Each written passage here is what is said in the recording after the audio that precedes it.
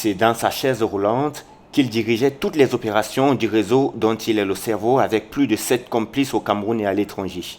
Leur principale spécialité, vendre les services du contre-amiral Fouda, conseiller spécial du président de la République, chantage à l'appui. Pendant 9 ans, j'ai eu des échanges épistolaires. Les enquêteurs chevronnés du groupement ont pu voir des échanges avec un individu qui donne des instructions, qui donne des ordres et tout ça. Et donc j'ai longtemps cru que c'était le contre-amiral Joseph Fouda. Et c'était je surnomme ça une vaste industrie du mal, parce que je ne suis ni complice intellectuellement, c'est-à-dire je ne me suis pas assis avec des gens pour préparer quelque chose, non, jamais. Les enquêteurs du groupement ont fait des enquêtes pendant 66 jours que j'ai passé ici. Ils ont découvert que je suis moi-même une victime. Une industrie du mal qui a élargi ses actions sur plusieurs flancs pendant les 9 années d'expérience de la bande. Fabrication de fausses monnaies, détention des armes et matériels militaires, des véhicules de luxe, plus de 408 billets de $50, le butin récupéré par la gendarmerie nationale à l'issue des perquisitions.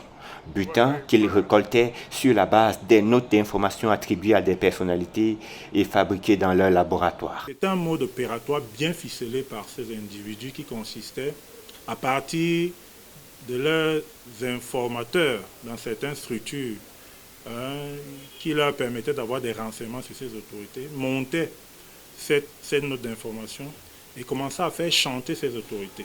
Et pour ce faire, ils ont propagé un numéro de téléphone indiquant que ce numéro était celui du contre-amiral, que non.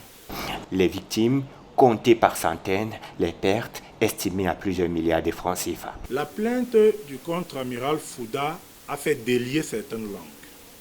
Nous avons enregistré une dizaine d'autres plaintes. Il y a parmi eux un qui, pour obtenir des exonérations dans la vente, dans l'achat du cacao et du café, des agréments pour la vente du pétrole en Centrafrique et du poisson, l'importation du pétrole, s'est fait estorquer, tenez-vous bien, plus d'1,5 milliard de francs.